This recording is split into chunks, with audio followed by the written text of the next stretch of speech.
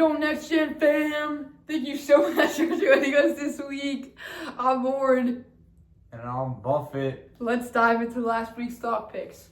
Last week, my pick was NVIDIA, and it completely destroyed earnings, but It fell 7%. yeah, that's just how the market is nowadays. If you don't absolutely destroy in every single category on earnings, you go down because of AI fears. Which literally makes no sense. Yeah. 'Cause if Claude is going to disrupt every software stock, then they're going to need to exponentially more AI chips. So it literally just is so irrational. I hate the stock market. Alright, so for my pick, I got Hims. So they were also down 7% for the week. So me and Warren were even. They did report earnings this past week. And like they did they reported like ish numbers. Revenue growth is decelerating a lot, which like investors definitely don't like to see. They're used to like those much higher growth rates. But you know, I thought it was a pretty solid report overall, and it's more like Why is it solid if it's losing money? What? it's not losing money. It's the growth is decelerating. I So, feel like- like that's going towards losing money, no? No. Like if growth is at 50%, now it's at 20%. It's still a growth. Then 10, 5, 1, 0 We'll negative. see about that. Only time will tell.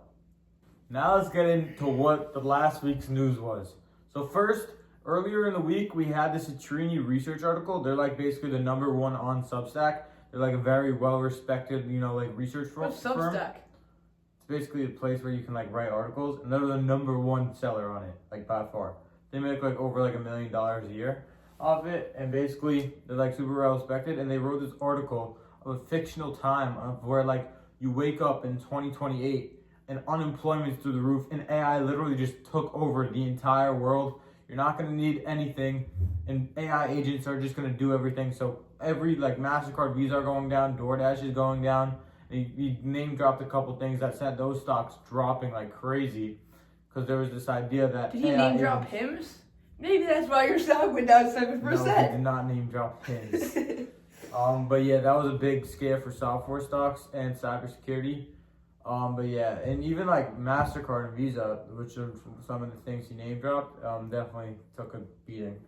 And more importantly, over the weekend, the US and Israel bombed Iran, which is insane for markets because this means that Iran's going to retaliate, especially on Israel, maybe not directly on America, because that'll But just send the American world. bases. Yeah, American that'll just bases. send the world into like heyday and whatever. But this is going to be important for the stock market because when wars happen, usually stocks get disrupted and go down. Also, because a lot of people are dying, and Yeah. We just want to like say like when terror actually, attacks, like we do put our hearts out and like feel bad for all the innocent people dying in this, and like we really wish their families, like Yeah. a big Hashem should comfort. hurt. Hashem. Yeah. But also the most important thing this affects in the markets is oil. So Yeah. oil prices, ExxonMobil. I saw after Several hours they're up. Oil's up 10% to around $72, and a lot of people think this can like send oil to like $200 a barrel, which would just be freaking nuts. But yeah, that's definitely has some major ramifications for at least the oil and gas stocks. Alright, now we're on to what's happening this upcoming week. Okay, so Monday. Very important for the week. Okay, Warren, that was pretty obvious. But we do have ISM manufacturing PMI. We got February jobs report, and we have this isn't this week specifically, but CPI is coming I think next week. And that's definitely going to be a key like inflation metric for the Fed to watch on whether to lower rates or not. So I'll hand it over to Warren now for the earnings. There's going to be a bunch more earnings, like Target, Best Buy, CrowdStrike. One thing on also- CrowdStrike is actually like a lot of people are going to be watching it because Because like of the Iran war. because of the Iran war and And any this ties in cybersecurity perfectly. threats. Yeah, this ties in perfectly to what's happened this week. Notably, we want to watch out for the Israel-America-Iran war because that could send the market down. I don't think that the market's necessarily going to go up a lot unless like America really bombs Iran super hard.